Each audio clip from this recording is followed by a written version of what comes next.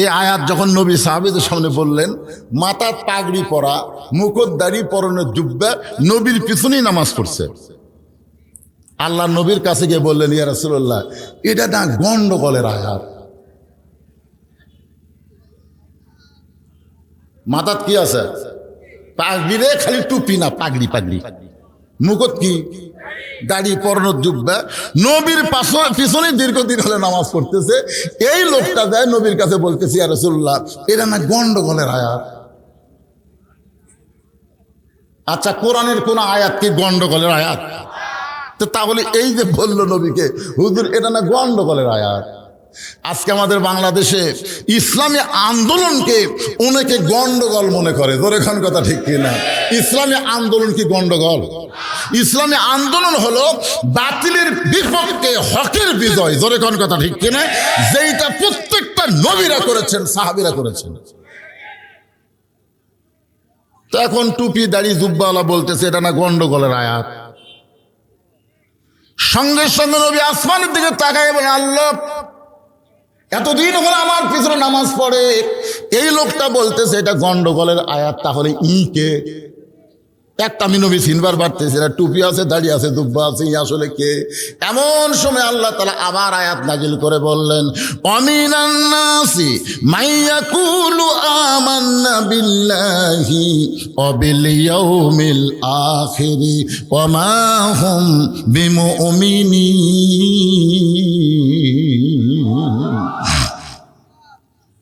আল্লাহ বিশ্বাস করবে, আখিরাত বিশ্বাস করবে, এরপরও আল্লাহ বলেছে এরা মুমিন না, এরা হলো মুনাফিক। জোরে বলেন, আরো জোরে। বাতিলের বিরুদ্ধে একটা কথাও যারা বলবে না, এরা মুসলমান নামের হলো মুনাফিক। জোরে কোন কথা ঠিক কিনা? এই কথা আমার না, কথা কার? আরো জোরে বলেন। হ্যাঁ, আল্লাহ বলতেছেন তোমাদেরকে পরীক্ষা করা হবে সুন্দর আমল, আর আপনারা কোন নামাজ। নামাজ, এই সুন্দর আমলটা কি একটু পরে আমি আসতেছি। ফজরের নামাজ পড়ে বাইজিদ বুস্তামি ডান কান্দে যায় নামাজ, মনে আছে না ভুলে গেছেন? বুকের মধ্যে আল্লাহর কোরআন নিয়ে ওই খারাপ মেয়েটার দিকে রওনা দিয়েছে। কে বাবা, মুরব্বীরা কি হলো রে? কি হচ্ছে? আর জায়গা পাচ্ছে না। এই দুটাকে রে, এই দুটাকে ডান কান্দের উপর কি নিছে? খেয়াল করেন, খেয়াল করে শোনেন। যায় নামাজ, বুকের মধ্যে আল্লাহর কোরআন নিয়ে ফজরের নামাজ পড়ে বাইজিদ বুস্তামি ওই খারাপ মেয়েটার দিকে রওনা দিলেন। কিছু কিছু মুরিদ বাইজিদ বুস্তামির সামনে এসে বলছে যে, হুজুর, আপনি এত বড় একজন আল্লাহর ওলি, ওই খারাপ মেয়ের কাছে যাইন না হুজুর। ওই খারাপ মেয়ের কাছে গেলে জনগণ আপনাকে খারাপ মনে করবে। বাইজিদ বুস্তামি বললেন, ওয়ামান আহসানু قولا ممن دعا إلى الله وعمل صالحا وقال إنني من المسلمين।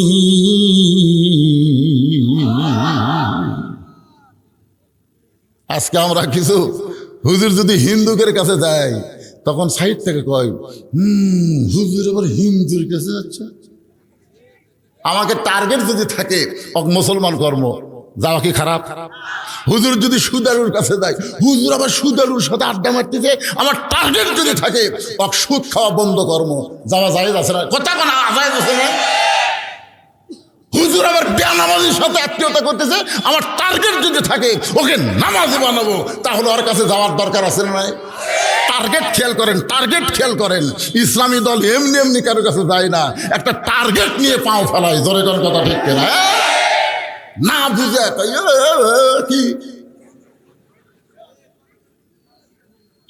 বাইজিদ বুস্তামি যাচ্ছে ওই মেয়েটার সঙ্গে খারাপি করার জন্য। খারাপি করার জন্য গেলে যায় নামাজ কান্দ।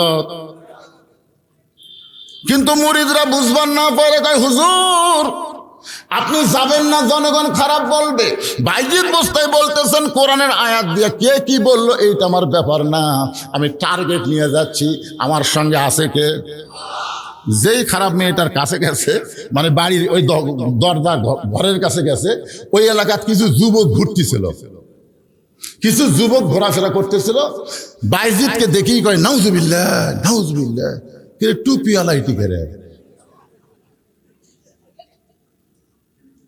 সব যুবক বাইজিদকে দেখেই চিন্তা করছে যে একজন ভালো মানুষ যদি খারাপ জায়গাতে আসে এই জায়গাতে আল্লাহর গজব হবে, এটা থাকার দরকার নাই। ওরাও গজবের ভয়ে সব চলে গেছে। কিন্তু একটা যুবক চিন্তা করতেছে, বাইজিদ তো সাধারণ কোনো মানুষ না, যেনাকে বলা হয় সুলতানুল আরিফিন, ধরে কেন সুবহানাল্লাহ, আরেফ জগতের যিনি বাদশাহ, সেই বাইজিদে খারাপ মেয়ের কাছে কেন আসলো, এটা আমাকে একটু গোপন থেকে জানা দরকার। ওই ঘরের দেওয়ালের কোনায় ওই ছেলেটা লুকে আছে, সব যুবক চলে গেছে, ওই লুকে আছে। যে বাইজিদ বোস্তামির টার্গেট কি? বাইজিদ বোস্তামি ওই খারাপ মেয়েটার দরজায় গিয়ে সালাম দিলেন, আসসালামু আলাইকুম ইয়া হালাল বাইত, নবীর সুন্নত, আপনি সালাম দিবেন, যার বাড়িতে যাবেন কলিং বেলে চাপ দিবেন না, ঘটঘটি শব্দ করবেন না, আগে চিল্লাচিল্লি করবেন না। নবীর সুন্নত হলো আগে সালাম দেওয়া। ধরে খান কি দেওয়া? সালাম দেওয়া। বাইজিদ বোস্তামি নবীর সুন্নত আদায় করছেন, আসসালামু আলাইকুম ইয়া আহলাল বাইত। সঙ্গে সঙ্গে মেয়েটা দরজা খুলে বলতে, হুজুর হুজুর আপনি ভুল জায়গা চাচ্ছেন। ওই খারাপ মেয়েটা দরজা খুলে বলতে, হুজুর আপনি ভুল জায়গায় আছেন। আপনার বলেন তো খারাপ মেয়েও কিন্তু ভালো মানুষকে চিনে, ধরে কারণ চিনিকে চেনে না। বাইজিদ বোস্তামিকে দেখি মেয়েটা বলতেছে, যার মাথায় টুপি, মুখে দাড়ি, পরনে জুব্বা, এই মানুষটা যখন একটা পতিতার ঘরের দরজায় আসে, তাহলে যার কারণে বলতে যে হুজুর আপনি ভুল জায়গায় আইছেন, আপনি ভুল করেছেন। বাইজিদ বোস্তামি বললেন, তোমার ঘন্টার রেট কত? মেয়েটা যেই বলছে আপনি ভুল জায়গায় আইছেন, বাইজিদ বোস্তামি বলতেছে তোমার ঘন্টার রেট কত? তখন মেয়েটা চুম করছে, কে রে? ই তো ঢপে হুজুর, ই তো ভেসে হুজুর। আমাদের বাংলাদেশে এরকম কিছু হুজুর সাদা সিনেমা আছে না নাই? এটিএম শামসুজ্জামান, হুমায়ুন ফরিদি, ওরা দেখেন যখন সিনেমা করতো, মাথার টুপি, কপালত ও যে সাইড দিয়ে কড়া করে গাঁত জুব্বা গাঁত দিয়ে সিনেমা করতো, মাঝে মাঝে মেয়ে মানে দেখবেন চোখ মারতো, তখন সিনেমার মধ্যে তালি ফুটতো, হুজুর ওই হুজুর। বাংলাদেশের নাস্তিক মার্কা সিনেমা নাট্যকার যারা, এরা দেখবেন ভিলেনের পাঠ দেয় হুজুর, আর লুচ্চার পাঠ দেয় নায়ক। খুব খেয়াল করে শুনবেন, লুচ্চার পাঠ দেয় হুজুরক ভিলেনের পাঠ, আর লুচ্চার মতন সাইড যাদের তাদেরকে দেয় নায়কের পাঠ। জনগণকে বুঝাবার চায় হুজুর আসলে ভালো না, আসলে মাথায় টুপি দিলে, মুখে দাঁড়িয়ে থাকলে সবাই হুজুর হয় না, এই মনে করে মেয়েটা ভাবতেছে যে এই লোকটা আমি হুজুর মনে করলাম, আর সেই লোকটা বলতেছে ঘন্টার রেট কত? মেয়েটা বলতেছে 10 দিরহাম। বাইজিদ বোস্তামি বলতেছেন আমি 24 ঘন্টার বুকিং নিলাম। কয় ঘন্টার? যে শুনেছে ওই যুবক যারা লুকে আছে, যে শুনছে 24 ঘন্টার বুকিং নিলাম, ওই মারছে দৌড়। অন্য যুবকেরা বলে দৌড়াস কেন রে? যুবক বলতেছে আরে পাগলা, হুজুরের এখানে পাওয়ার আছে রে, আমরা 1 ঘন্টায় লিবার পারি না, আর হুজুর 24 ঘন্টা লিছে। এখন বলেন হুজুরের পাওয়ার আছে না নাই? আছে। আজকে বাংলাদেশে দেখবেন কোন হুজুরের বউ দাদির কাছে কান্দে না, নানির কাছে কোন হুজুরের বউ কান্দে না, কারণ জানে হুজুর মানি মরদ। আস্তে আস্তে ওই হিজড়ার মতন পুরুষ হয়। ধরে কোন কথা ঠিক না? যারা মাদ্রাসায় লেখাপড়া করে হুজুর, দেখবেন ছোট্টবেলা থেকে তারা পানি পেশাব করে, পানি খরচ করে, এরা কোনদিন টাইট ফিটিং পোশাক পরে না। এরা ঢিলা পোশাক পরার কারণে হুজুরদের উপরে আল্লাহর একটা আলাদা রহমত আছে না নাই? ধরে কোন আছে না নাই? বাইজিদ বোস্তামির এই খবর শুনে যুবকটা মারছে দৌড়। বাইজিদ বোস্তামি ঘরের মধ্যে ঢুকলেন, 24 ঘন্টার বুকিং নিলেন 240 দিরহাম দিয়া। বাইজিদ বোস্তামি ঘরের মধ্যে ঢুকেই জায়নামাজ বিছাইলেন। সর্বপ্রথম যেই অস্ত্রটা বিছাইলেন তার নাম হলো জায়নামাজ। আপনার বলেন তো জায়নামাজের পাওয়ার আছে? আল্লাহ কোরআনে বলেন, ইয়া আইয়ুহাল্লাযীনা আমানুস্তাঈনু বিস-সাবরি ওয়াস-সালাহ ইন্নাল্লাহা মা'আস-সাবিরিন। জায়নামাজের কি পাওয়ার! আজকে আমি আল্লাহর কোরআন দিয়ে সরাসরি আপনাকে দেখায় দেব। দেখবেন? দেখবেন? কারা কারা দেখবেন একটু দেখে জানাজ দিয়ে। ওয়াজ তো বহু শুনলেন, 2 হাত তুলে আল্লাহকে দেখান তো ভাইজান। আগে জায়নামাজের পাওয়ার, তারপর আল্লাহর কোরআনের পাওয়ার, এই 2টা পাওয়ার আমরা দেখতে চাই। সবাই হাত তোলেন। লিল্লাহি তাকবীর। হাত নামান। আপনাদের কাছে আমি জানতে চাচ্ছি, বাইজিদ বোস্তামি জায়নামাজ ফালাছে কোন জায়গায়? আচ্ছা, জায়গা খারাপ, ঠিক আছে, কিন্তু জায়নামাজ বিছানার পরে জায়নামাজের উপরে জায়গা খারাপ, তলে চাড়াই হয়ে যায়, উপরের খবর কি? আপনারা হয়তো জানেন না, এই পরশুরামের কাছে এসে সুলতান বলকি মহিষুয়ার প্রথম কি বলছিল? যে ভাইরে কোনো কিছু দরকার নাই, খালি একটা জায়নামাজ বিছাবার দিত। তো পরশুরাম কয় জায়নামাজ লম্বা কত? কয় লম্বা হলো 2.5 হাত, ওসার হলো 2 হাত। পরশুরাম কয় মাত্র সামান্য একটা জায়নামাজ বিছা। সুলতান বলকি কয় কাছে জায়নামাজটা বিচার পারলে হয়, বুঝলেন? পরশুরামের সামনে জায়নামাজ বিচার থাবাই জায়নামাজ বড় হয়। সুবহানাল্লাহ কন না কেন? জায়নামাজে যে কি পাওয়ার, যে আয়াতে কারিমে তেলাওয়াত করলাম সেখান থেকে আপনাদেরকে আজকে দেখা দেবো, কলজা শান্তি হয়ে যাবে। কথাটা বলেন, কলজার মধ্যে একটা শান্তি আছে, দরকার আছে না? নাই? তবে এই মাহফিলের তেমন কোনো গুরুত্বপূর্ণ আদায় নাই। আমাকে বলছিল হুজুর, ওয়াজের শুরুতেই আপনি একটা মাহফিল মসজিদের জন্য একটু কালেকশন করে দিবেন, 10 টাকা 20 টাকা 50 টাকা 100 টাকা ব্যাগের মধ্যে যিনি যা দেয়। এই দেখো, জি হুজুর, মানে পাশে ঘুরতে চান তো বুঝতে পারছি, কিন্তু এরা জানে না বজলুশীদের মাহফিলের মোনাজাতের আগ পর্যন্ত কোনো লোক ওঠার চেষ্টা করে না। ধরে কথা ঠিক না, কিন্তু সবার একটা ধারণা, অনেক বক্তা কিছুক্ষণ ওয়াজ করতে লোক উঠে যাইতো, একটা ধারণা এটাও সেই মালি, এটা সেই মাল না বাজান। তারপরে আমি বললাম এর ভিতরে একটা এরকম করতেছে, ওটা দূর হয়ে যাক, আধা এটা 5 মিনিট করে দেয়। এক টানা যদি আমরা ওয়াজ শুনি, অসুবিধা আছে ভাইজান?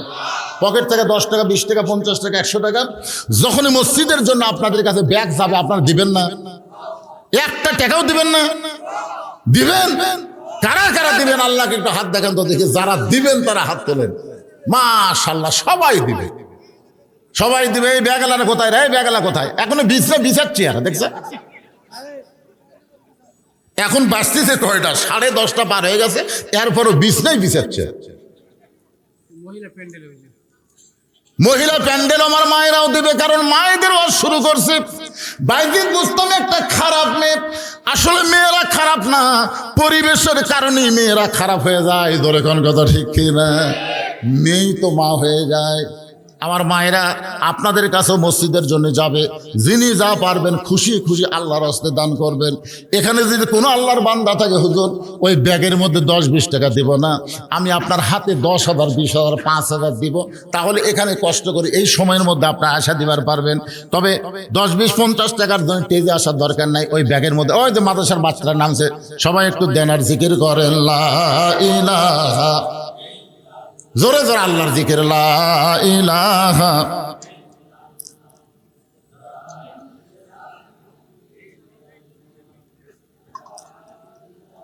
অনেকে চিন্তা করতেছে, যে হিসাব দিছে 79 লক্ষ টাকা ব্যাংকত আছে,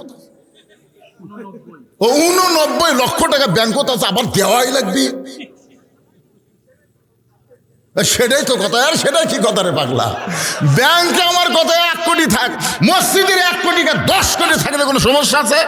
কারণ এই জায়গায় আর একটা বহুতল বিল্ডিং করা হবে, টাকা ফুরাতে কতক্ষণ লাগবে বাদান? যখন সভাপতি সাহেব হিসাব দিল তখন তো মনে করলাম, কে রে মসজিদের টাকারা চালিয়ে দিয়ে কি করবি? দিয়ে দেন। আপনার কাম হলো দেওয়া, ইনাদের কাম হলো মসজিদের উন্নয়ন করা। দিয়ে দেন, সবাই দিয়ে দেন। যিনি যা পারবেন জীবনের শেষ দান মনে করে দিবেন। হতে পারে আজকের জীবনে আপনার শেষ দান, আর হয়তো দান করার মতন সুযোগ হবে না।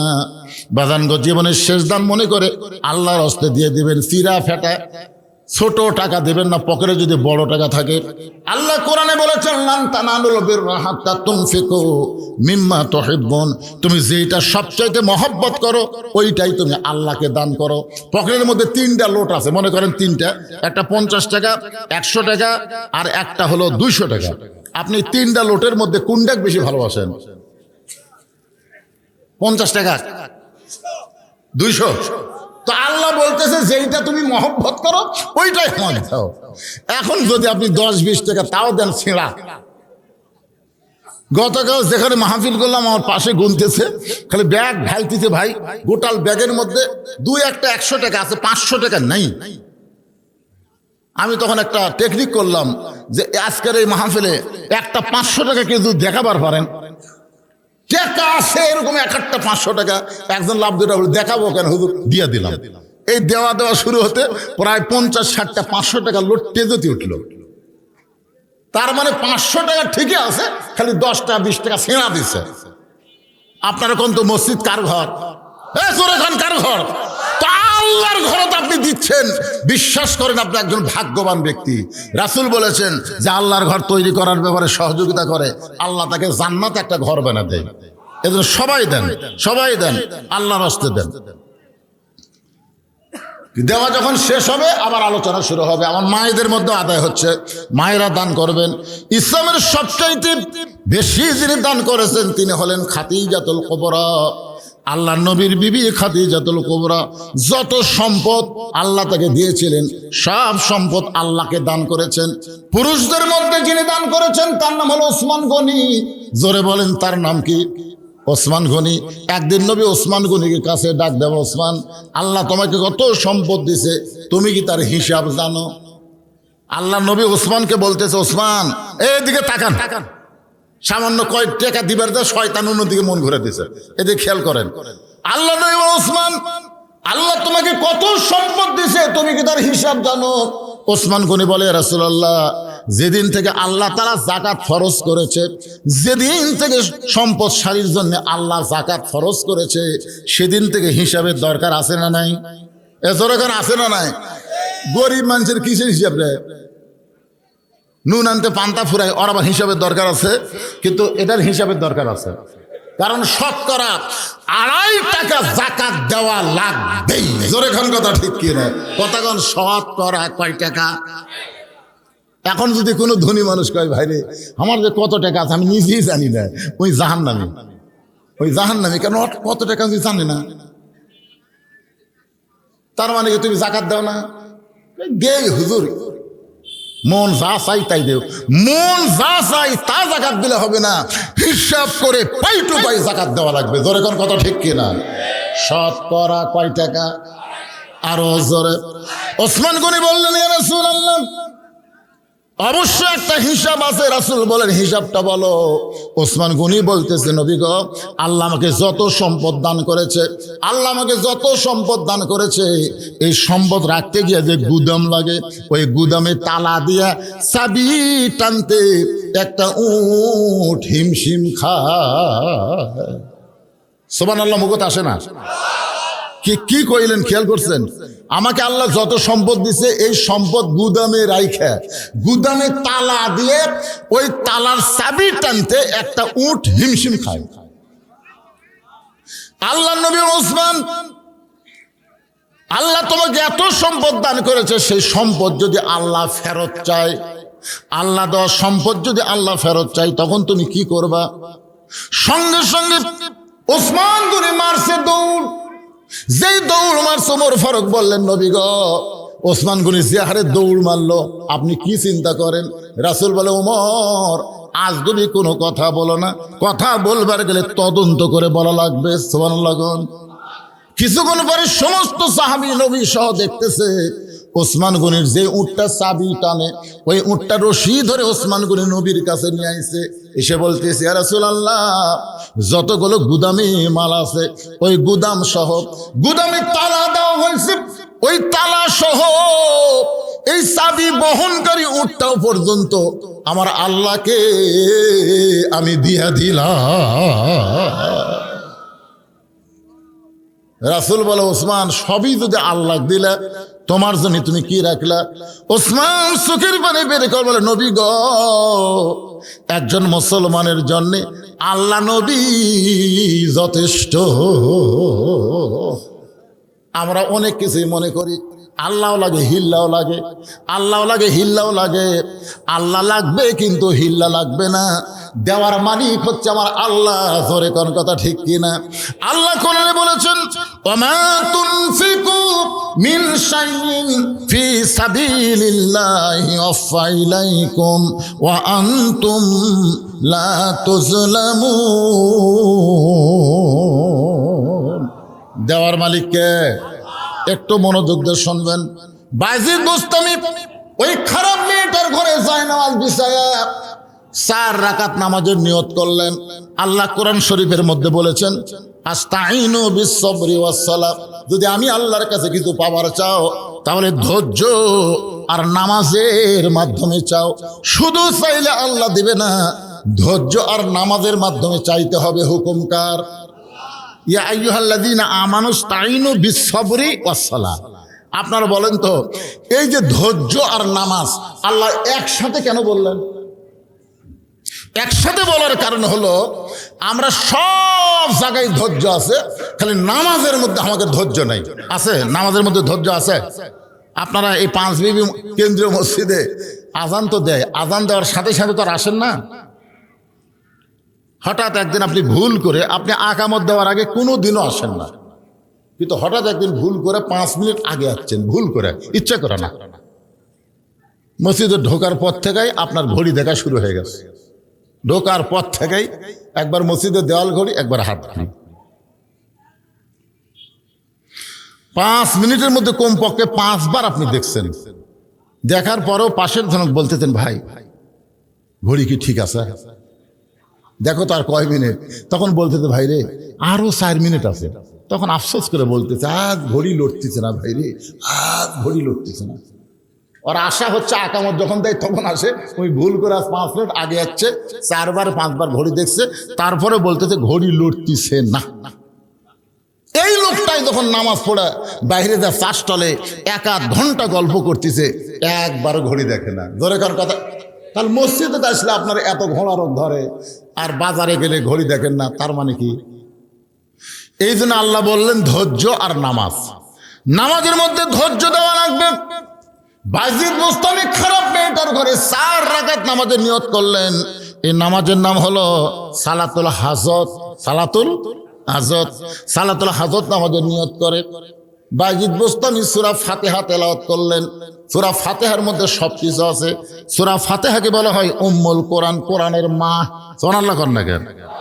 এক জায়গাত কেবল আমি বলছি কোরআনের মা সাদাতপুর, ওই জায়গাত আবার ওই ভণ্ড পীরের আখড়া, ভণ্ড পীরের আখড়া। তা আমি যেই বলছি সূরা ফাতিহা হলো কোরআনের মা, উম্মুল কোরআন, কোরআনের মা। লাভ ধরে বলতে, হুজুর ফাতিহা যদি কোরআনের মা হয় তাহলে কোন সূরা কোরআনের বাপ? মানে মা থাকলে তো বাপ থাকা লাগবে। তারপরে কাছে সারা জীবন কোরআনের মা সূরা ফাতিহা, তাহলে কোরআনের বাপ কোন সূরা? আমি তো যত বড় হুজুর হই, কোরআনের বাপ কোন সূরা রে? কিছুক্ষণ পরে আমার মাথায় একটা ব্রেন চলে আসলো। আমি লোকটাকে বললাম, ভাই ঈসা নবীর বাপের নাম কি? লোকটা বলে ঈসা নবীর বাপ নাই। তো বাপ ছাড়া যদি ঈসা নবী হয়, বাপ ছাড়াও মায়ের মাধ্যমে আল্লাহ কোরআন দেয়। ধরে কোন সুবহানাল্লাহ। আর উত্তর নাই।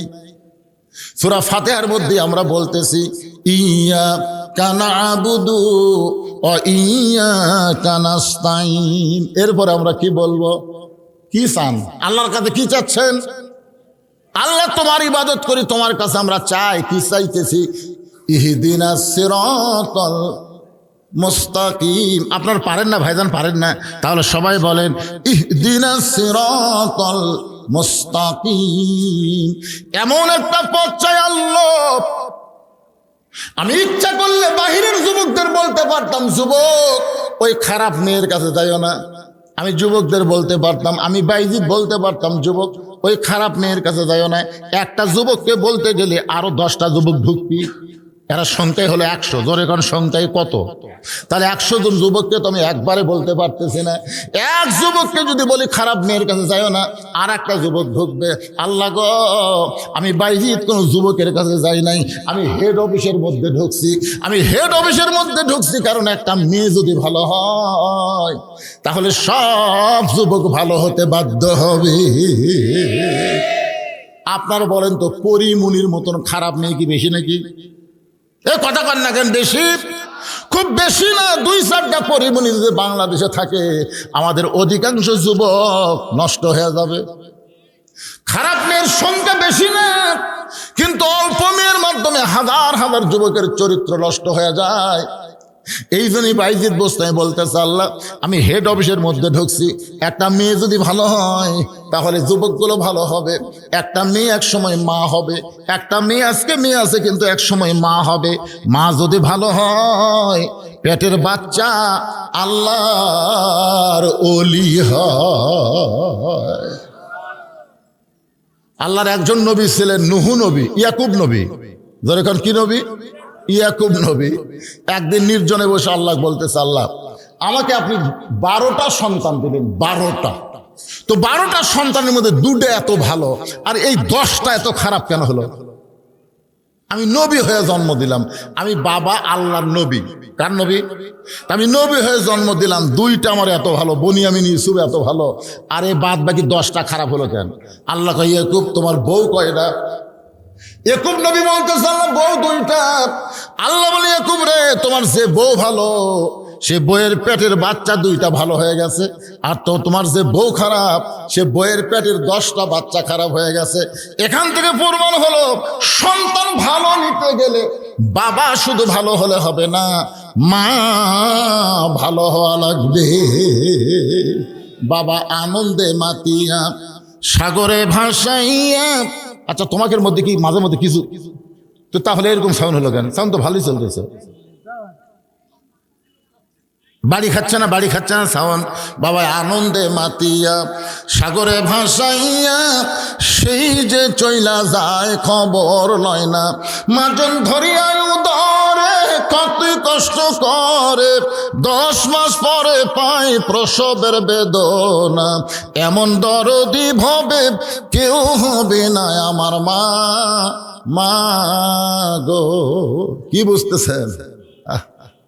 মা যদি ভালো হয়, এটা কোরআন হাদিস নয় কিন্তু শক্তিশালী কাহিনী। আব্দুল কাদের জিলানীর নাম শুনছেন? এই নাম শুনছেন? ওনার যখন মাত্র 4 বছর বয়স, ওনার মায়ের নাম হলো উম্মুল খয়ের ফাতেমা। এরকম একটা মাদ্রাসায় ভর্তি করে দিয়ে বলছে, হুজুর আমার সন্তান যেন হাফেজ আলেম হয়। হুজুর বলতেছেন আচ্ছা ঠিক আছে মা। মা চলে আইছে পর্দার ভিতর থেকে।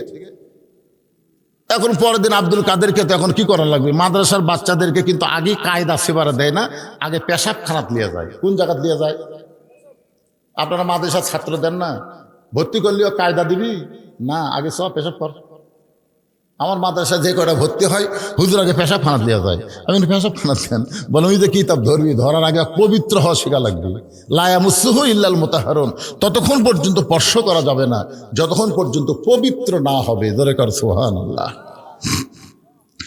সকালবেলা আব্দুল কাদের জিলানীকে ওস্তাদ কায়দা নিয়ে বলতেছে, বল আলিফ। যেই বলছে আলিফ, সঙ্গে সঙ্গে আব্দুল কাদের লাম মিম যালিকাল কিতাবু লা রাইবা ফীহি হুদাল লিল মুত্তাকিন আল্লাযীনা ইউমিনুনা বিল গায়বি ওয়া ইউকিমুনাস সালাত ওয়া মিম্মা রাযাকনাহুম ইনফিকুন। ওস্তাদ মারছে দৌড়। এতদিন ধরে পড়াচ্ছি আলিফ বা তা, ই আলিফ কই ফিহারে লাম মিম কই শুরু করলো? ই তো মানুষের বাচ্চা না, ই পেতনির বাচ্চা হবে। হুজুর যখন দৌড়াই, ছাত্র শিক্ষক বলে হুজুর দৌড়ান কেন? বলে ভয় লাগে, সবাই যদি চাও তাহলে দেখতে পারি। সবাই একত্র হয়ে চারিদিকে ঘিরায় তাকায় দেখে ওই 4 বছরের বাচ্চা আব্দুল কাদের চোখ বন্ধ করে খালি ঝুঁকতিছে ঝুঁকতিছে আর পড়তিছে। সুবহানাল্লাহ। কোন এই মাদ্রাসায় দেখবেন যখন কোরআন পড়ে তখন বাচ্চাদের মধ্যে একটা ঝাঁকুনি শুরু হয়ে যায়।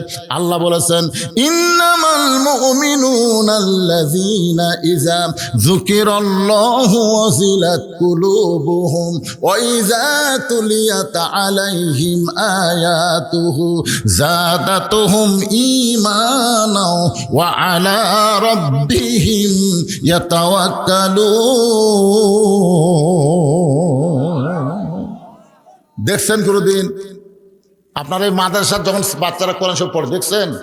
এর ঝোঁকে না? এটা কিসের ঝোঁক? ইযা যুকিরাল্লাহু ওয়াজিলাত কুলুবুহুম। এটা বাইরের ঝোঁক না ভাই, এটা ভিতরের ঝোঁক রে, ভিতরের ঝোঁক। 4 বছরের বাচ্চা আব্দুল কাদের ঝুঁকতেছে আর জবান দিয়ে বের হয়ে যায়। এক ওস্তাদ কোরআন শরীফ নিয়ে আব্দুল কাদেরের সামনে এভাবে আঙ্গুল বুলায় দেখে আব্দুল কাদের একটা পড়াও ভুল পড়তেছে না। যেই মাত্র 18 পারা কোরআন হয়েছে, সঙ্গে সঙ্গে আব্দুল কাদের অটোমেটিক ব্রেক। ওস্তাদ বলে আর কেন পারে না, বন্ধ হয়ে গেল কেন? বড় ওস্তাদ বলতেছে জানবার যদি চাও তাহলে আব্দুল কাদেরের মায়ের কাছে যাও। বাপের কাছে যাও? কার কাছে? মায়ের কাছে যাও। আব্দুল কাদের 4 বছর বাচ্চাকে কান্দে করে নিয়ে ওস্তাদ এবং ছাত্র মায়ের বাড়ির দরজায়, মা জানলা দিয়ে তাকায় দেখে গতকাল আব্দুল কাদেরকে ভর্তি করে দিলাম, আজকেই ফেরত দেবার আইছে। হুজুর আমার আব্দুল কাদের অপরাধ, গতকাল ভর্তি করে দিলাম, আজকে কান্দে করে কেন নিয়ে আইছেন? ওস্তাদ কান্দে বলে মা তোমার আব্দুল কাদেরের অপরাধ হলো আলিফ বলার পরে বা বলে না, লাম মিম বলে একটা না 18 পারা কোরআন আমাদের কেমনে শোনাই?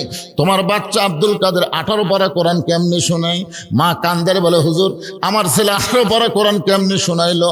আমি মা বলতে পারবো না, আমি মা বলতে পারবো না। ওস্তাদ বলে মা তুমি অবশ্যই জানো, বলো।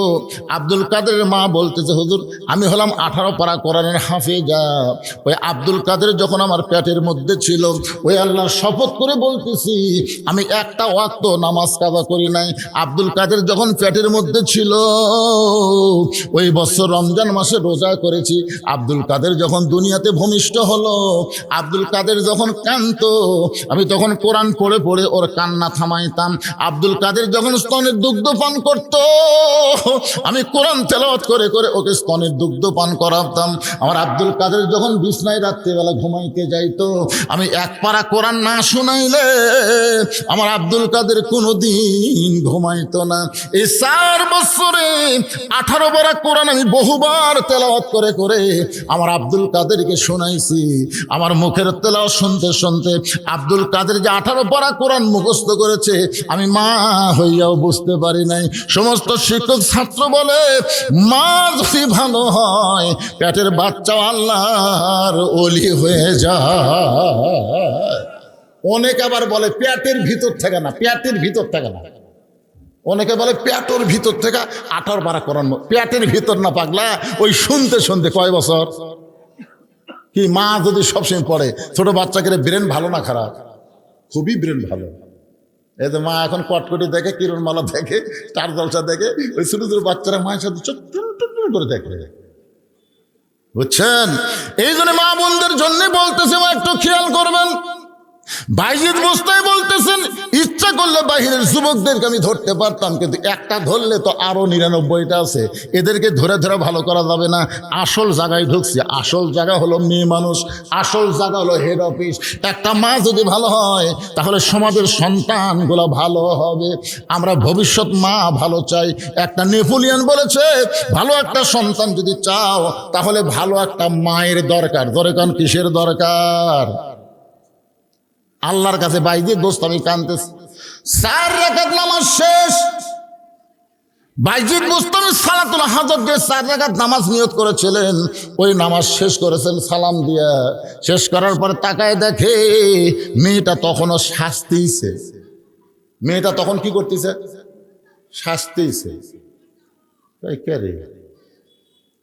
নামাজের মধ্যে কত কি আল্লাহ করলেন, কি হলো না শাস্তিছে।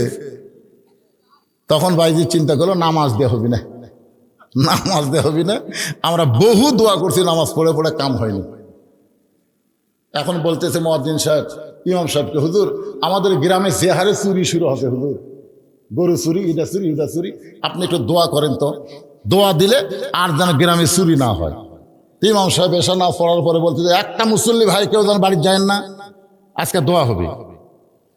ইমাম সাহেব সবাইকে নামাজের পরে বলতেছে 11 বার দরুদ শরীফ পড়েন, 7 বার ইস্তেগফার পড়েন, 3 বার সূরা ইখলাস পড়েন, 1 বার সূরা ফাতিহা পড়েন।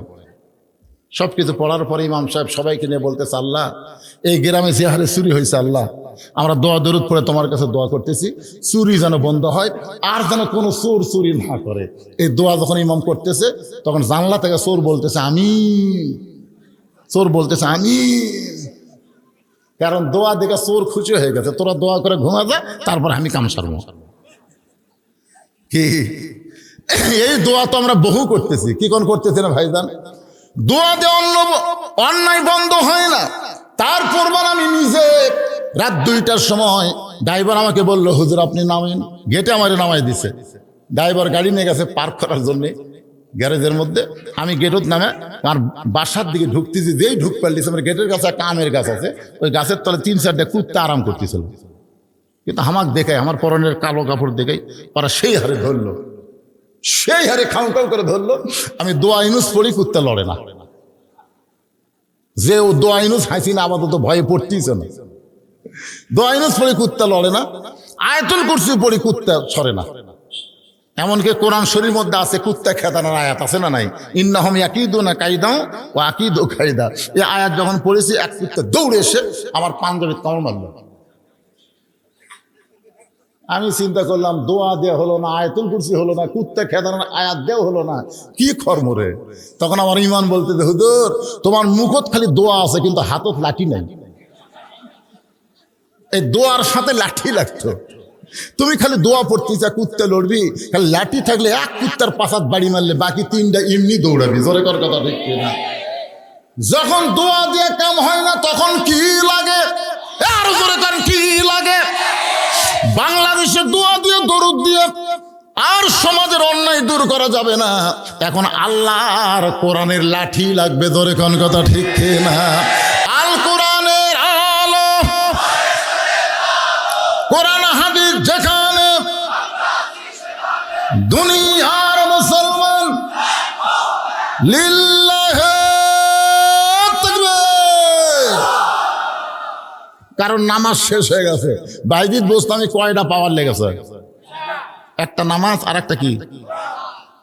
এখন এটাই চান্স, শেষ চান্স। সব দেখা হলো শেষ, কি সব দেখা শেষ হলো না? নামাজ, রোজা, হজ, যাকাত দেখা শেষ। এখন বাংলাদেশ না গোটা পৃথিবী সেটা পরে হবে। কোরআন আছে না নাই? যেই কোরআনকে লক্ষ্য করে আল্লাহ বললেন, অনুনাজ্জিলু মিনাল কুরআনি মা হুয়া শিফাউ ওয়া রাহমাতুল লিল মুমিনিন।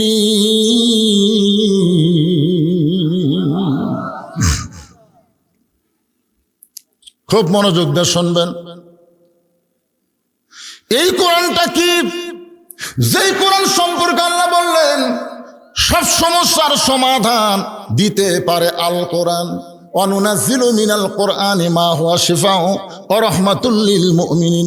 মুমিনদের জন্য, যারা আমরা মুমিন, যারা আল্লাহকে বিশ্বাস করি, আমাদের সকলের জন্য এই কোরআনকে আল্লাহ তাআলা রহমত এবং রোগ মুক্তি হিসাবে নাজিল করেছে। কি বলেছেন? রহমাতুল লিল মুমিনিন, আলামিন না, সবার জন্য না, আমাদের জন্য। একটা দৃষ্টান্ত দেই। আচ্ছা, নবী যখন কোরআন তেলাওয়াত করত তখন সবচাইতে ভালো মানের শ্রোতার নাম কি দেখছেন? আবু বকর। আবু বকর তো সামনে বসে শুনিছে, আর আবু জেহেল পিছনে দাঁড়িয়ে থাকা শুনিছে অন্ধকার। অন্ধকারে একটা মানুষের তারা দাঁড়িয়ে আছে, আজকে ওরা ভালোই কাম করতেছে, লড়তেছে না। কেরে বারে লড়িস না কেরে? যখন আমি ওয়াজ ধরছি তখন থেকে এ পর্যন্ত প্রায় এই যে 9:30টায় শুরু করছি, এখন 11টা বাজতেছে, এরা 1.5 ঘন্টা হলে দাঁড়িয়ে আছে। না না, আবু জেহেল কম করে পারে? আবু জেহেল কি আলোর মধ্যে খাড়াই আছিল? অন্ধকারের মধ্যে সারা রাত কোরআন তেলাওয়াত শুনছে, সারা রাত। সকালবেলা গিয়ে আবু জেহেল মিটিং এর মধ্যে হঠাৎ মুখ ফসকে বলে ফেলেছে, হঠাৎ বাড়াছে, বলবার চাইনি কিন্তু বাইর হয়ে গেছে। এত সুন্দর কোরআনের বাণী, রাতটা কোন দিক দিয়ে গেল আমি বুঝবারই পারিনি। দেখছেন পিছন থেকে সুবহানাল্লাহ করে, সামনে লোক হয় না।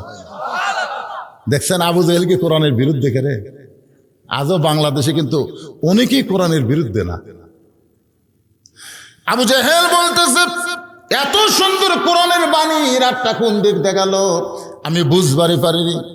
এমন সময় আবু সুফিয়ান বলে, নেতা, যেই কোরআন শুনতে সারা রাত কোন দিক দিয়ে বোঝা যায় না, সেই কোরআন ধরলে অসুবিধা কি? না শুনলেই যদি এত মজা হয়, তাহলে এটা ধরার মধ্যে অসুবিধা কি? আজকে আমাদের বাংলাদেশে আমরা অনেকেই শুধু কোরআন শুনতেছি। আমার আগে এই দ্বিতীয় বক্তার আগে আপনাদের মসজিদের খতিব সাহেব ওয়াজ করলো, খুবই গুরুত্বপূর্ণ ওয়াজ, আমি শুনলাম। প্রতি অক্ষরে 10টা করে নেকি। এমনকি মরে গেল ছেলে মেয়েরা যদি কোরআন পড়ে বাপ সেই নেকি পায়। অথচ রাসূলের হাদিস হলো যে কোরআন পড়বে আল্লাহ তাকে প্রতি অক্ষরে 10টা করে নেকি দিবে। কথা কয় না। এখন একজন নেতা মরে গেছে, ওই নেতা রুহের মাগফিরাতে আমরা যা কোরআন শরীফ পড়তেছি, 3 খতম কোরআন পড়ার পরে 2 হাত তুলে বলতেছে, আল্লাহ আমরা যে 3টা খতম কোরআন পড়লাম এর যা সওয়াব হয় সব নেতাকে দিয়ে দাও। নেতা মরে গেছে, নেতা রুহে বসায় দাও। তখন ফেরেশতা বলতেছে, আল্লাহ একই সওয়াব কয়বার? তোমার নবী বলেছে প্রতি অক্ষরে 10টা করে নেকি। ওই পড়িছে, নেকি লেখাও শেষ। আলিফ 10 শেষ, লাম 10 লেখা শেষ, মিম ও পড়ার সাথে সাথে নেকি লেখাও শেষ। তা আবার যে চালান করতেছে যে অমুকক দেখো, এই কথা তো ইসলামে নাই।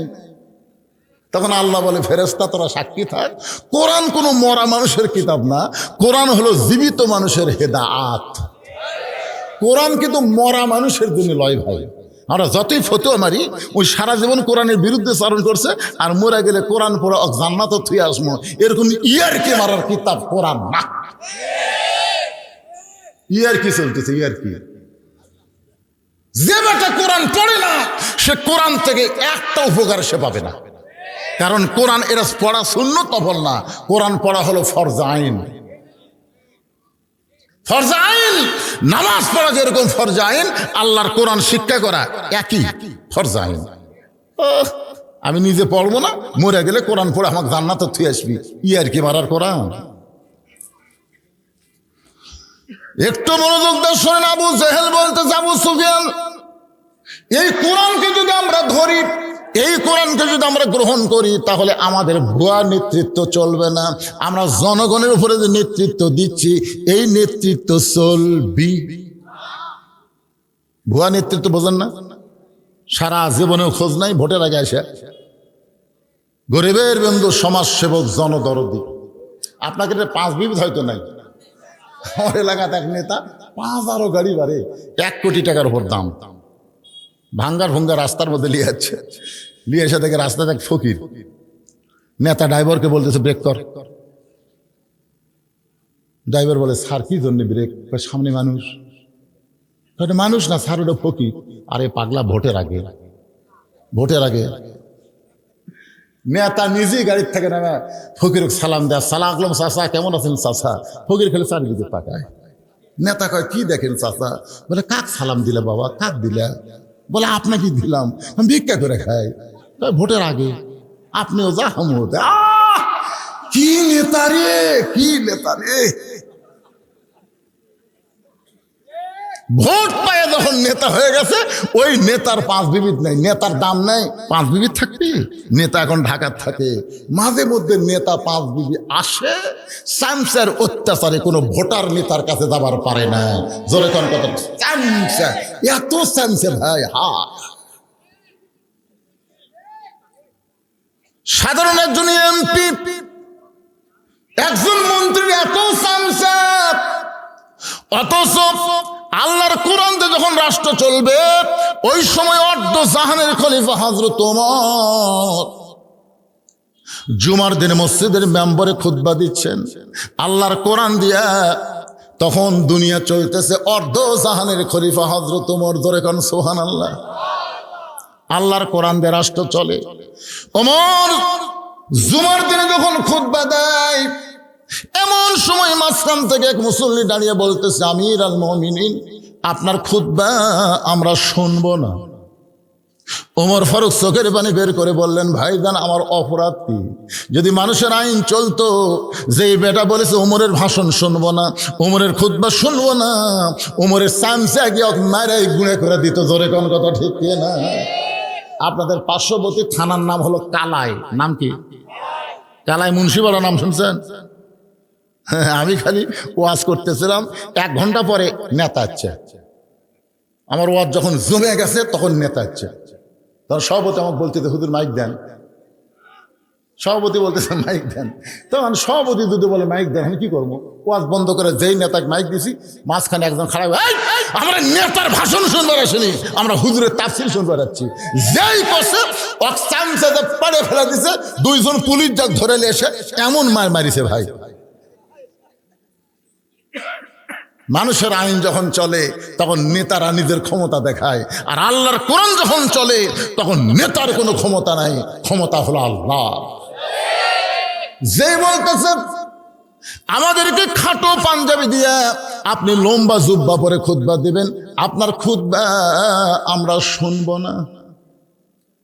আমাদেরকে আপনি খাটো পাঞ্জাবি দিবেন আর আপনি লম্বা জুব্বা পরে খুতবা দিবেন, আপনার খুতবা আমরা শুনবো না। এমন সময় 30 পারা কোরআনের হাফেজ, 6 লক্ষ হাদিসের হাফেজ ওমর ফারুকের সন্তান আব্দুল্লাহ ইবনে ওমর বাবার পাশে উকিলের মতন দাঁড়ায় বলে, রে নবীর সাহাবীরা, তোমরা খাটো পাঞ্জাবি হলেও তো আজকে নতুন কাপড় পরে নামাজ পড়তে আইছো, কিন্তু আমার দিকে তাকায় দেখো, আমার পরে নতুন কোনো কাপড় নেই। ওসমান গনি বলে, আব্দুল্লাহ রে, আজকে জুমার দিন নতুন কাপড় না পরে তুমি পুরাতন কাপড় কেন পরলা? আব্দুল্লাহ বলতেছে, আমি যদি আজকে নতুন কাপড় পরতাম তাহলে আমার বাবার জুব্বা লম্বা হতো না। আমি যদি আজকে নতুন কাপড় পরতাম তাহলে আমার বাবার জুব্বা লম্বা হতো না। তোমরা সবাই যখন ঘুমাও, আমার বাবা তখন ঘুমায় না। যেদিন থেকে মদিনার খলিফার দায়িত্ব পাইছে, আত্তাকুল্লাহ হাক্কা তুকাতিহি, আল্লাহর ভয় তার কলিজার মধ্যে এমন ভাবে ঢুকেছে, সবাই ঘুম পাড়ে কিন্তু ওমর ফারুক ঘুম পাড়ে না।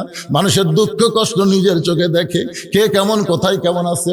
ওমর ফারুক গভীর রাতে যখন ঘুরতেছে, হঠাৎ দেখতে পায় একজন মানুষ তাঁবুর বাইরে গেলে উত্তরে যায়, দক্ষিণে যায়, একবার দক্ষিণ দিকে যায়, একবার উত্তর দিকে যায়। ওমর ফারুক লোকটার কাছে গিয়ে সালাম দিলেন, আসসালামু আলাইকুম ইয়া আব্দুল্লাহ। লোকটা সালামের উত্তর দেয় না। ওমর ফারুক লোকটাকে আবার সালাম দিলেন, আসসালামু আলাইকুম ইয়া আব্দুল্লাহ। লোকটা সালামের উত্তর দেয় না। ওমর ফারুক যখন আবার সালাম দিবার চায়, লোকটা রাগ করে বলে, এই মেয়ে, বারবার খালি সালাম দাও, তুমি দেখতেছো না আমি পেরেশানি হয়ে ঘুরতেছি? তোমার ফারুক বলে, ভাই এই জন্যই সালাম দিচ্ছে, একটু স্থির হও। তাই পাগল, তুমি তো জানো না আমি কি বিপদত করছি। তাবুর মধ্যে আমার বইয়ের বাচ্চা হবে, ও সব ব্যথায় কান দিচ্ছে। আমি মরদ মানুষ কিছু করবার পারি না, উত্তর দিকে ঘুরি, দক্ষিণ দিকে ঘুরি, আর খালি সালাম মেরা। আমার বাড়ি হলো অমুক দেশে, আমি আমার বউকে নিয়ে গভীর রাত্রে যাচ্ছি, কেন উমর তখন আল্লাহর কোরআন দিয়ে রাষ্ট্র চালায়, তখন দিনের বেলাও যা, রাতের বেলাও তাই। জোরে কন্যা সুবহানাল্লাহ। আল্লাহর কোরআন দিয়ে যখন রাষ্ট্র চলবে, তখন দিন রাত মানুষ সমান তালে ঘুরবে। মানুষের অন্তরে আল্লাহ ছাড়া অন্য কারো ভয় থাকবে।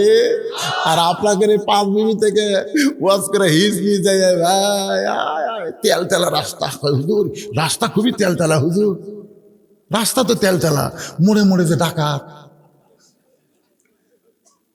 সেদিন ষোড়শী নির্জন পথে যাবে, কোনো জন কটু কথা কবে না।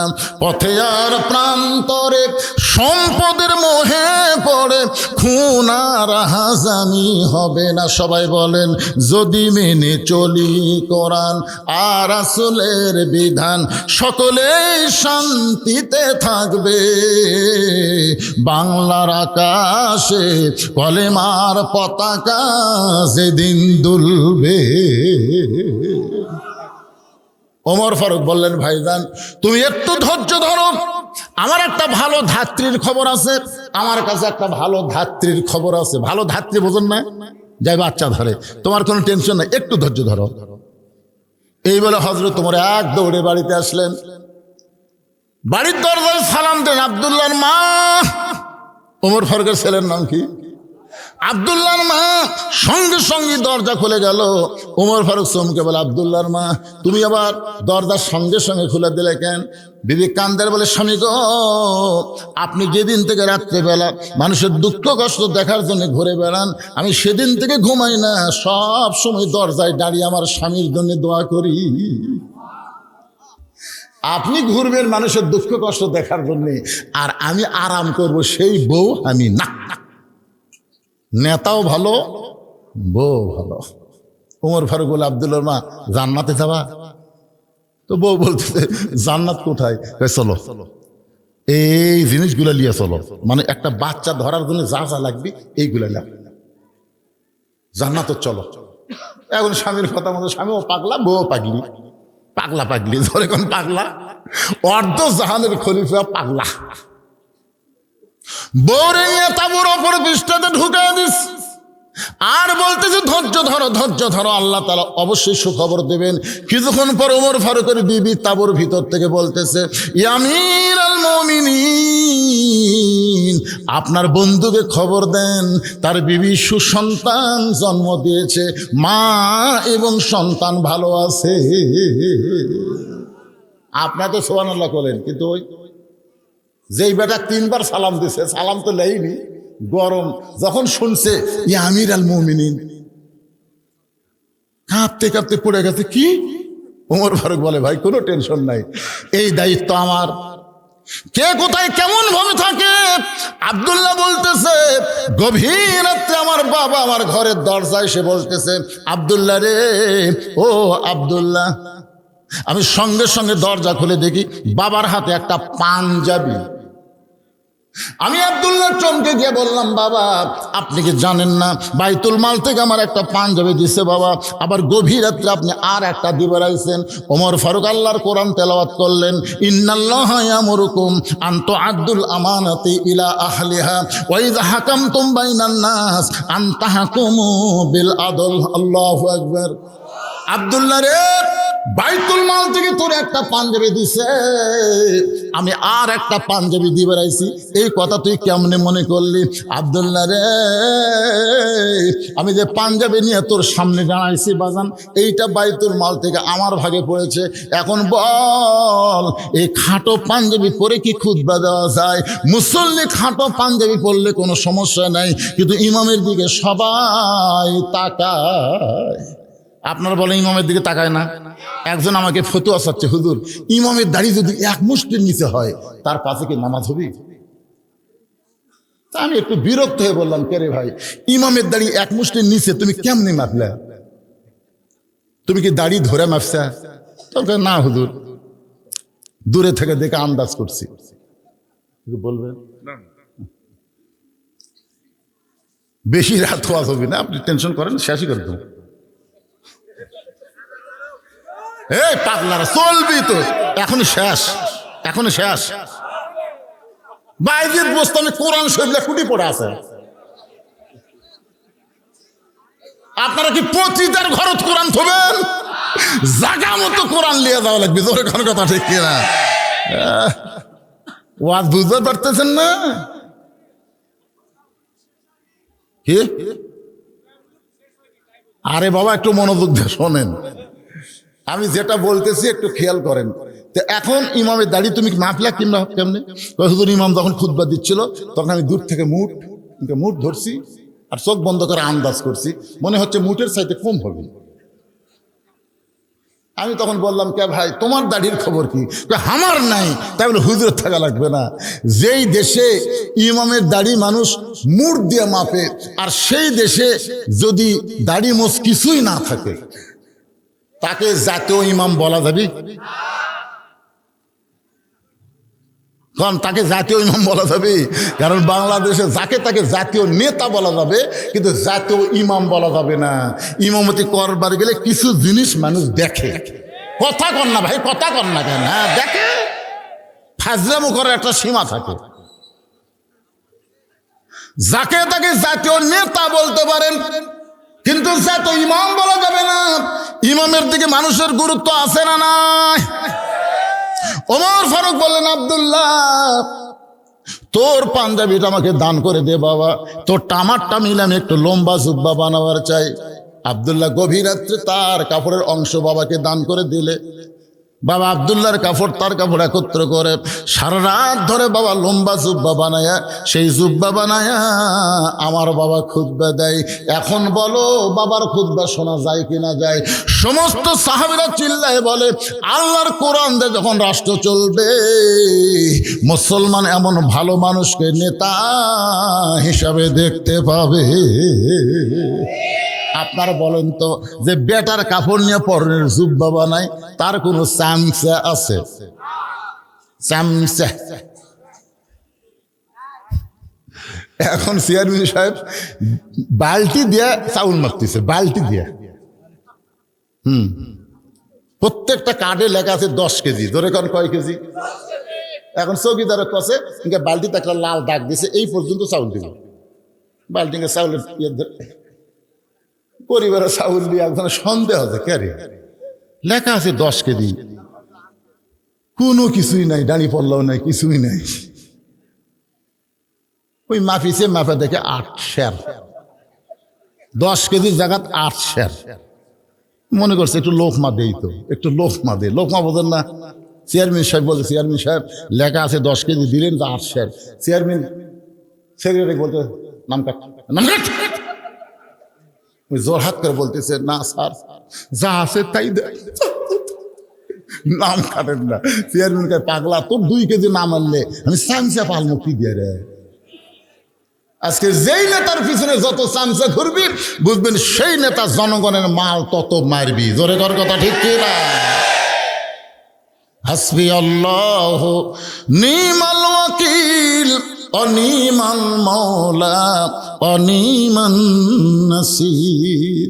বাইজিদ বোস্তামি দেখলেন নামাজ দিয়া যখন হলো না, তাই বলে কিন্তু কাজ বন্ধ করে দেওয়া যাবে না। বাইজিদ বোস্তামি ওই নামাজের উপরে বসে আল্লাহর কোরআন তেলাওয়াত শুরু করলেন। ওয়াইজা তুলিয়াত আলাইহিম আয়াতুহু যাদাতুহুম ঈমানা ওয়া আলা রাব্বিহিম ইয়াতাওয়াক্কালুন।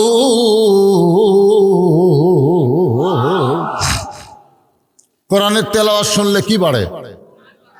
এখন আপনাদের বলতেছে এটা কোন তেলাওয়াত? এটা কোন তেলাওয়াত ভাই? খালি কোরআন পড়বে আর আপনারা শুনবেন, এটা তেলাওয়াত না। তেলাওয়াত মানে কোরআন পড়তে হবে, কোরআন বুঝতে হবে, কোরআন মোতাবেক নিজের জীবনকে পরিচালনা করার নাম হলো তেলাওয়াত। আমাদের বাংলাদেশে কোরআন পড়া আছে কিভাবে? আমি একটা যুক্তি দেই। মনে করেন একটা লোক এই বিজ্ঞাপন, এই পোস্টার পড়িছে, এই পোস্টার পড়িছে, পড়ার পরে আপনি জিজ্ঞাসা করতেছেন, কে ভাই বক্তা কে কে আছে? তখন আপনি বলতেছেন, ভাই পড়িছি ঠিকই, বুঝিনি। আমি পড়া পারি ভাই, কিন্তু আমি বুঝি না রে। তখন জনগণের উপর রাগ করবি না খুশি হবি? এই মেয়ে পড়িস তা বুঝিস না কেন? পড়া মানেই তো বোঝা। একটা লোক পেপার পড়তেছে, ওই কি পেপারের খবর না বোঝার জন্য পড়তেছে না বোঝার জন্য পড়তেছে? দেখেন পেপার এটা নিয়ে, আচ্ছা ওই পার কি হলো রে? এরা কি মাটি ফেটা জন্ম লিছে, এর কি বাপ মাও আছে?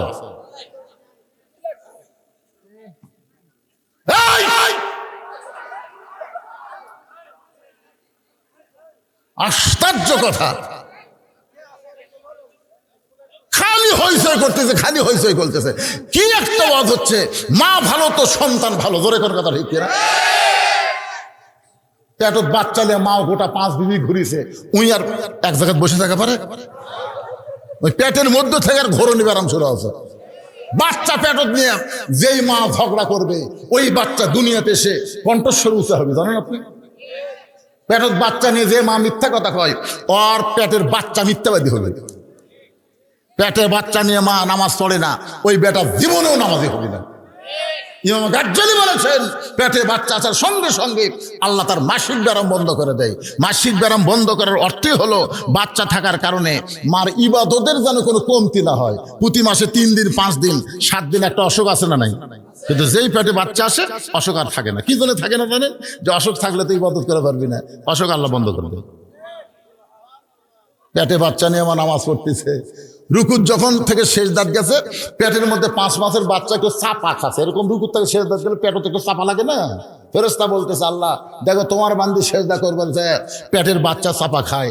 আল্লাহ বলে, সাক্ষী থাক, যেই মা পেটে বাচ্চা নিয়ে নামাজ পড়তেছে, এ মা শুধু নিজে নামাজ পড়তেছে না, পেটের বাচ্চাকে নামাজি বানায়া দিচ্ছে।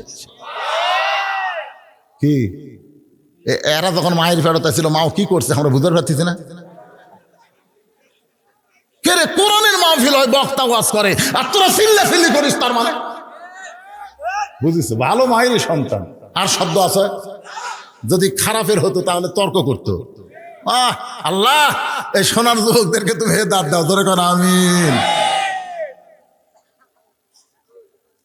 এই পুনরায় আলোচনা শুরু করার আগে আমি আর একটা কথা বলি। আমাদের বাংলাদেশের যারা বড় বড় ডাক্তার, বহু ডাক্তার আমার বন্ধু আছে, আমার ফলোয়ার্স আছে, এমবিবিএস ডাক্তার, এফসিবিএস ডাক্তার, এরকম কোন ডাক্তারের বউ বাচ্চা নেওয়ার সময় সিজার করে না, ডাক্তারই করবার দেয় না, কারণ সিজার করলে মায়ের ক্ষতি, বাচ্চার ক্ষতি। এই জন্য ডাক্তারের বইয়ের সিজার লাগে না। ধরে এখন কি লাগে না? 2 নম্বর হলো কোন মৌলানার বাড়িতে আজ পর্যন্ত মিলাদ হয় না, দেখবেন আপনারা খেয়াল করে। 3 নম্বর হলো কোন পীরের বউ কোনোদিন পীরের হাতে মুরিদ হয় না। এ কথাটা কেন বললাম? আমাদের অধিকাংশ মায়েরা এখন বাচ্চা সিজার করবার চায়, জোরে কর কথা ঠিক কিনা? সিজার করবার চায়। এই যে আমরা উপরে যে কয়টা বসে আছি, আমরা একটাও সিজার করা লয়। আমাদের মাও কি মরিছে? আজ থেকে 15-20 বছর আগে বাংলাদেশে অনেকে সিজারই বোঝেনি, আর এখন সিজার হয়ে ভাই কতগুলো ডাক্তার হাতে কষায়। দেখাবার গেলি কই 0-0 লাগতেছে, পেটত পানি নাই। আর এক ডাক্তারকে আল্ট্রাসাউন্ড করে কাত হয়ে আসে। এখন কি করবি? পেট কাটা দেখে বাচ্চার ঘুমই ভাঙ্গেনি। 2 দিন পরে নর্মালে জন্ম নিত, কিন্তু বাচ্চার ঘুমই ভাঙ্গেনি।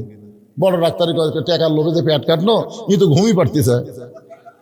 ডাক্তারকে এক কাম করো, পেট যখন কাটাই ফেলে দিতে তো বের করা লাগবি, ঘুমতে পারতেছে স্যার, পাও ধরে একটা ঘুরানি দাও।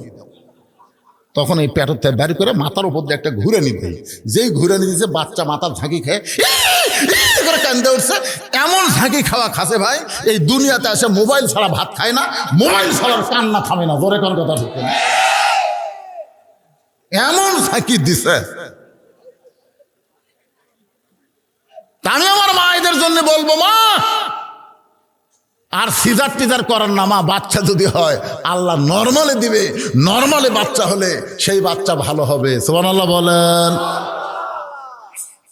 আবার চলে আসে আলোচনায়, ওয়ানুনাজ্জিলু মিনাল কুরআনি মা হুয়া শিফাউ ওয়া রাহমাতুল লিল মুমিনিন। সব সমস্যার সমাধান। বিশ্বাস করেন? হযরত বাইজিদ বোস্তামি রহমতুল্লাহ আলাইহি আল্লাহর কোরআন যখন তেলাওয়াত শুরু করলেন, সেই তেলাওয়াত মানে কি আপনাদের বোঝানোর জন্য বলতেছি। তেলাওয়াত মানে পড়তে হবে, তেলাওয়াত মানে বুঝতে হবে, তেলাওয়াত মানে কোরআন মোতাবেক নিজের জীবন পরিচালনা করা লাগবে। এই তেলাওয়াত যদি করতে পারি তাহলে আমাদের ঈমান আল্লাহ বাড়ায়া দিবে। তো এখন পেপার পড়ে মানুষ কি জন্যে? ভেতরের খবর জানার জন্য না এমনি এমনি? একজন পেপার পড়ে যখন আপনাকে দিল, আপনি পড়তেছেন, ভাই আমার পড়বো না। তুমি কি পড়ে কি বুঝলে? কই পড়ছি ঠিকই ভাই, আমি বুঝিনি রে। সবাই বলবে তুই কি পাগল নাকি রে? বোঝার জন্যই পড়া লাগবে রে, না বোঝার জন্য কেউ পড়ে? বাংলাদেশের যত পড়া আছে সব পড়াই মানুষ বোঝার জন্য পড়ে, শুধুমাত্র কোরআন শরীফ পড়ে সওয়াবের জন্য। শুধু কোরআন পড়ে সওয়াবের জন্য, বোঝার জন্য কোরআন পড়ে না। আপনার বলেন তো, কোরআন পড়লে সওয়াব আছে না নাই? এই সওয়াবটা কিরকম? আপনাকে 5 বিবিতে এক ব্যক্তি 2 মণ আলু নিয়ে যাচ্ছে। কয় মণ? এক খরিদ্দার বলতেছে, ভাই কতটুকু আছে? বলে 2 মণ। আমারও 2 মণ লাগবে। আলুওয়ালা বলতেছে, মাশাআল্লাহ 5-7 10 টাকা করে ব্যবসা লাগলো না? তাহলে লাও ভাই। খরিদ্দার বলতেছে, মাফ করে দেন, লাপে দেন। আলুওয়ালা বলতেছে, আমার বাড়ির আলু কম হবে না। খরিদ্দার বলতেছে, না না ভাই মাফে দেন। বাড়ি আলু বলতেছে, কম হবে না। আরে মাফে দিতে আপনার ক্ষতি হচ্ছে। তো মাফে দেখে 2 মণ 2 সের। খরিদ্দার বলতেছে, আপনি করলেন 2 মণ, হলো তো 2 সের বেশি। আলুওয়ালা বলতেছে, এই 2 সের তোমাকে ফাও দিলাম, এর দাম দেওয়া লাগবে না। তখন একটা ছোট ব্যাগ আছিল, এই ব্যাগত করে 2 সের নিয়ে বলতেছে, আজকের দিন আমার 2 সের হলেই চলবি, 2 মণ নেব না। এখন আপনারা বলেন, ওই 2 সের নিয়ে যদি যাবার চাই, 2 মণ আলু দিবি? কে রে পাগলা, তুই 2 মণ নিলে তো 2 সের, তুই 2 মণই নিবি না, 2 সের নিয়ে দৌড় দেশ। তার মানে কোরআনের প্রতি অক্ষরে 10টা করে নেকি, এটা হলো 2 সের। আর কোরআন মোতাবেক চলা, এটা হলো 2 মণ। কোরআন মোতাবেক চলবেন না, খালি 2 সের ফাও খাবেন। ওই ফাও খাওয়ার দিন শেষ। আগামীতে আমরা দেখব কোরআনের বাংলাদেশ। জোরে বলেন কথা ঠিক কিনা? ফাও এই ফাও খাওয়া বাদ দেন তো, কিসের ফাও? কোরআন খালি শোনার জন্য আল্লাহ দেয় না, আমাদের দেখার জন্য দিতে। ধরে কোন কথা ঠিক কিনা? বাইজিদ বুস্তামি আল্লাহর কোরআন যখন তেলাওয়াত করতেছে, এমন সময় মেয়েটা ওই কোরআন তেলাওয়াত শুনে শুনে এক সময় মেয়েটা মাথায় ঘোমটা দিয়া এতক্ষণ কি করতেছিল? শাসতেছিল। এবার কোরআনের তেলাওয়াত শুনে মাথার দিয়েছে ঘোমটা। আচ্ছা, মেয়ে মানুষ যখন মাথার ঘোমটা দেয়, আপনারা কি বুঝতেছেন? আমাকে একজন বলতেছে, হুজুর মেয়ে মানুষেরা মাথার চুল বেচা খায়, যাই বাসা? আচ্ছা, আপনাদের 5 বিবির মেয়েরা কি মাথার চুল বেচা?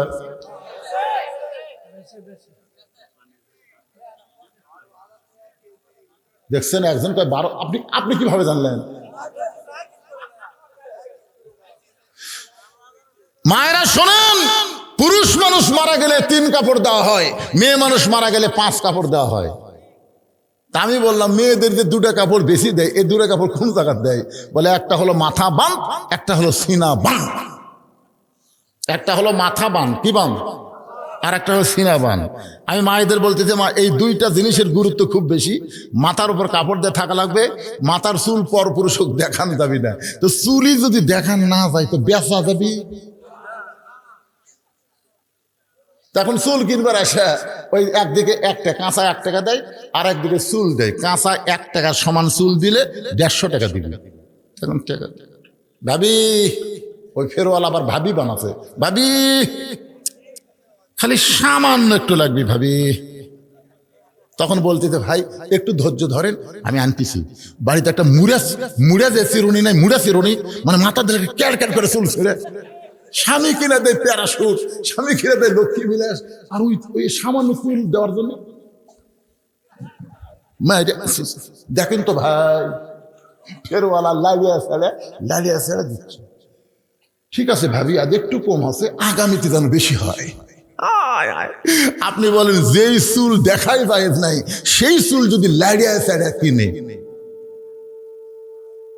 কি হলো রে? আপনারা বলেন, সেই চুল যদি লাড়িয়া ছাড়া কিনে, ওই মেয়ের মাথায় কাপড় বাঁধতে কোনো লাভ আছে? যেই মেয়েরা সিনাবান, বুকের উপরে ওড়না রাখে না, ইচ্ছা মতো চলে, আমার মায়েদের জন্য বলতেছি, মা আপনি অবশ্যই একদিন ভালো হবেন, কিন্তু সেই দিন তো ভালো হয়ে কাম হবে না। ভালো যে হবে না তা কিন্তু না, অবশ্যই হবে। শাবানা নায়িকা ছিল, এখন বোরকা ছাড়া ঘরে না। শাবানাও হজ করছে, কখন বোরকা গাওয়াত দিছে? যখন বুড়ারাও শাবানার দিকে তাকায় না। শাবানা কিছুদিন আগে দেখলাম, সে বোরকা, কে রে বুড়ি? বুড়ি মানুষ বোরকা পরে কোনো লাভ হবে না। বোরকা পড়তে হবে যখন সবাই দেখে, তখন বোরকা পড়া লাগবে। আমি আমার মায়েদের জন্য বলতেছি, মা 50 বছর আমের গাছের গোড়াত কেউ বেড়া দেয় না। গভীর রাত্রে ফাতেমাকে কবর দিয়া হযরত আলী আল্লাহর কাছে বলতেছে, আল্লাহ আমার পর্দানিশী বউর আমি কবর দিলাম, তোমার কাছে ফরিয়াদ করি, আল্লাহ ফাতেমার পর্দাকে তুমি কবুল করে নাও। এই দোয়া করার পরে হযরত আলী তাকায় থাকে, সামনে কয়েকটা পুরাতন কবর দেখা যায়। এই মাত্র ফাতেমাকে কবর ধরে, সেই নতুন কবর নাই, গোটা জান্নাতুল বাকি দৌড়ায় আর বলে, ফাতেমার কবর, ফাতেমার কবর। কে যেন বলে, আলী রে, ফাতেমা পর্দানিশী, আমি আল্লাহ জোহরা ডিগ্রি দিয়া ফাতেমার কবরটাকেও কিয়ামত পর্যন্ত পর্দা করে দিয়েছি। মাথায় ঘোমটা দিয়ে বাইজিদ বোস্তামির পিছনে বসে গেছে, আর সামনে নাই, পিছনে। কিছুক্ষণ পর বাইজিদ বোস্তামি বললেন, মা তোমার খবর কি? এতক্ষণ তুমি সাজুগুজু করলে, এখন আল্লাহর কোরআনের তেলাওয়াত শুনতে গিয়ে তুমি মাথায় কাপড় দিয়া কেন আমার পিছনে বসলে? মেয়েটা বলতেছে, আল্লাহর ওলি, আপনি অবশ্যই একজন ভালো মানুষ। আপনি যদি ভালো মানুষ না হতেন, তাহলে একটা পতিতার ঘরে আপনি কেন নামাজ পড়লেন? আপনি অবশ্যই একজন ভালো মানুষ। এই খারাপ মেয়ের ঘরে আপনি আল্লাহর কোরআন তেলাওয়াত করলেন, আপনার নামাজ দেখেও আমি খুশি, আপনার কোরআন তেলাওয়াত শুনে আমার চোখের মধ্যে পানি। কিন্তু আপনি তো জানেন না, আমার নানি ছিল পতিতা, আমার মাও ছিল পতিতা, আমি পতিতার ঘরের একটা পতিতা। এই পতিতাকে কি আল্লাহ মাফ করবে? বাইজিদ বোস্তামি বললেন, মা, আল্লাহ পাপকে ঘৃণা করে কিন্তু পাপীকে ঘৃণা করে না। তুমি যদি তওবা করে ভালো হয়ে যাও, আল্লাহ তোমার জীবনের সব পাপ মাফ করে দিবে। বাইজিদ বুস্তামি মেয়েটাকে তওবা পড়ালেন, কলমা পড়ালেন। মেয়েটা ভালো হয়ে ব্যাকডোর দিয়ে বের হয়ে গেলেন। দুইটা দরজা আছে, একটা হলো ঢোকার দরজা, একটা বের হওয়ার দরজা। মেয়েটা যখন বের হয়ে গেল, এমন সময় যুবকগুলো কিছু মুরব্বী নিয়ে বাইজিদ বোস্তামিকে ধরার জন্য দরজার দাঁড়িয়ে গেছে। বাইজিদ আল্লাহর ওলি হয়ে পতিতার ঘরে 24 ঘন্টার বুকিং লিছিস, বের হ। আজকে ওই খারাপ মেয়ের সাথে তোর বিয়ে পড়া দেবো রে। আজকে দাড়ি কামে জুতা গলার দিয়ে আমরা এলাকার ঘুরাবো। দরজা ধাক্কা মারছে, দরজা খুলে গেছে, ঘরের ভিতর থেকে মিশকাম্বরের সুগন্ধ আসতেছে। দেখে যায় নামাজ বিছানো, কোরআন শরীফ। সমস্ত লোক বলে, হুজুর কি দেখতেছি? তাহলে খারাপ মেয়ে কোথায়? বাইজিদ বোস্তামি বললেন, হেদায়েতের মালা গলায় দিয়ে চলে গেছে। ومن أحسن قولا ممن دعا إلى الله وعمل صالحا وقال إنني من المسلمين। আল্লাহ আমাদের সবাইকে আলোচনা মোতাবেক বক্তা শ্রোতাকে কবুল করুক, সকলে বলে আমিন। বিশাল মাহফিল, হাজার হাজার আল্লাহর বান্দারা, আমরা সবাইকে নিয়ে দোয়া করব, 5 বিবির উপর আল্লাহ যেন রহমত বরকতের দরজা খুলে দেয়। ধরে কান আমিন। ইস্তেগফার পড়েন, আস্তাগফিরুল্লাহ রব্বি মিন কুল্লি জামবি ওয়া তুবু ইলাইহি লা হাওলা ওয়ালা কুওয়াতা ইল্লা বিল্লাহিল আলিয়্যিল আযীম। আল্লাহুম্মা সাল্লি আলা মুহাম্মদ। আপনি কিছু বলবেন কিছু? আল্লাহুম্মা আমিন। আয় আল্লাহ তাআলা, দেখতে দেখতে রাত 11:30 বাজে গেছে।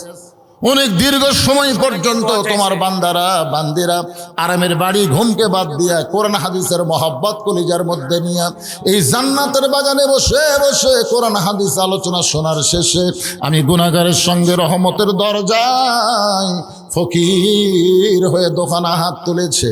মেহেরবানি করে আজকের মাহফিল আমাদের সকলের হেদায়েতের জন্যে, নাজাতের জন্যে, জান্নাতের জন্যে কবুল করে না। এই মাহফিলের শুরু থেকে শেষ পর্যন্ত যত আলোচনা হয়েছে আল্লাহ, এর মধ্যে যদি ত্রুটি হয়, ভুল হয়, মাফ করে দাও। এর যা হাদিয়া মঞ্জুর করো সোনার মদিনায় আরওয়াফ নবীর রওজা মুবারকে কবুল করে নাও। তামাম আম্বিয়া কেরাম, আসহাবে কেরাম, তাবিনী কেরাম, তাবিনী কেরাম, তামাম পৃথিবীর মাটির নিচে যত মুমিন মুমিনা শুয়ে আছে আল্লাহ, সকলের আরওয়াফ আর হাদিয়া কবুল করো। আল্লাহ, যারা কষ্ট করে মেহনত করে এত টাকা পয়সা খরচ করে তোমার মসজিদকে কেন্দ্র করে আজকে 5 বিবির বুকে ঐতিহাসিক মাহফিল যারা করলো, এই মাহফিলকে ওসিলা করে তাদের সকলকেই আল্লাহ তুমি কবুল করো। আল্লাহ 100 বছরের পূর্বের মসজিদ, ঐতিহ্যবাহী মসজিদকে তুমি কিয়ামত পর্যন্ত কবুল করো। এই মসজিদ কমিটির সম্মানিত সভাপতি, মসজিদ কমিটির সহসভাপতি, মসজিদ কমিটির সেক্রেটারি, মসজিদ কমিটির সহ সেক্রেটারি, মসজিদ কমিটির ক্যাশিয়ার, মসজিদ কমিটির সদস্য যারা, ইমাম, মুয়াজ্জিন, খতিব, মুসল্লি, সকলকে আল্লাহ তুমি কবুল করো। আল্লাহ, অত্র এলাকার প্রতি আজকের মাহফিলকে কেন্দ্র করে রহমত বরকতের দরজা খুলে দাও। ব্যবসা বাণিজ্য যারা করতেছে, ব্যবসা বাণিজ্যের মধ্যে বরকত দাও। চাকরি বাকরি যারা করতেছে আল্লাহ, চাকরির ভিতর বরকত দাও। শ্রমজীবী জীবনযাপন করে আল্লাহ, তাদের শরীরকে সুস্বাস্থ্য দান করে দাও। আল্লাহ মেহেরবানি করে, অনেকে অসুস্থ দোয়া চেয়েছে আল্লাহ, সকলকে সুস্থতার নিয়ামত দান করো। বিশেষ করে একজন কানে কানে বলে গেল, হুজুর ওসমান হাদির জন্য দোয়া করবেন। আল্লাহ, একজন ছেলে যিনি এত দামি কথা, এত সুন্দর কথা নির্ভীক বলতে পারে, আজকে তাকে এইভাবে হঠাৎ করে ষড়যন্ত্র করে তাকে হত্যা করার চেষ্টা করা হলো। আল্লাহ এখন পর্যন্ত দুনিয়াতে জীবিত আছে আল্লাহ, আমরা জানি না তুমি কি করবে আল্লাহ, তবে তোমার কাছে আমাদের ফরিয়াদ আল্লাহ, শারীরিক পূর্ণ সুস্থতা দিয়ে তাকে আবার আমাদের কাছে ফিরিয়ে দাও আল্লাহ। আল্লাহ, বহু নেতা বাংলাদেশে আমরা পাবো, কিন্তু হাদির মতন একটা সন্তান আমাদের পাওয়া বড় কঠিন হয়ে যাবে আল্লাহ। হাদির মতো একটা সন্তান আমাদের পাওয়া বড় কঠিন আল্লাহ। শত বছরে একটা করে হাদি জন্ম নেয় আল্লাহ, হাদিকে আমরা ফিরে পেতে চাই আল্লাহ তোমার দরবারে। আমরা দোয়া করি ওসমান হাদিকে পূর্ণ সুস্থতা দান করে আবার আমাদের বাংলাদেশের জমিনে ফিরিয়ে দাও আল্লাহ। আল্লাহ, আমি গুনাহগার বলে দোয়া কবুল করো, ফিরিয়ে দিও না। এতগুলো মানুষের মধ্যে যার দুই কানাত পছন্দ হয় সেই দুই হাতকে ওসিলা করে আজকের মাহফিলকে কবুল করো। আজকের মাহফিলের সম্মানিত সভাপতি সাহেবকে আল্লাহ তুমি কবুল করো আল্লাহ। আজকের মাহফিলের সহসভাপতি, আজকের মাহফিলের সুদুজন, বিশেষ করে আমার জামিলকে আল্লাহ তুমি কবুল করো। অত্যন্ত মহব্বত করে মসজিদের পেশিমা, মসজিদের খতিব আল্লাহ সকলকেই তুমি কবুল করে নাও আল্লাহ। আমার সম্মানিত মা বোনদের জন্য আমরা দোয়া করব, আবিদা সালিহা পর্দানিশি কবুল করে মা ফাতেমার চরিত্র যেন আল্লাহ দান করে দেয় আল্লাহ। আমি অসুস্থ, আমার মতো যারা অসুস্থ আছে আল্লাহ সবাইকে সুস্থতার নিয়ামত দান করে দাও। একটা মিনিট বাজান একটু চিন্তা করে দেখেন, কত মানুষের জানাজার নামাজ আমরা পড়েছি, এই দুই হাত দিয়ে কত কবরে আমরা মাটি দিয়েছি। একদিন আমরা সবাই মরে যাব, যেদিন আমাদের মৃত্যু হবে দিনটা যেন জুমার দিন হয়, মাসটা যেন রমজান মাস হয়। ইমানের সাথে, ইজ্জতের সাথে এই দুনিয়া থেকে বিদায় নেওয়ার সময় আমাদের জবানে জারি করে দিও লা ইলাহা ইল্লাল্লাহু মুহাম্মাদুর রাসূল।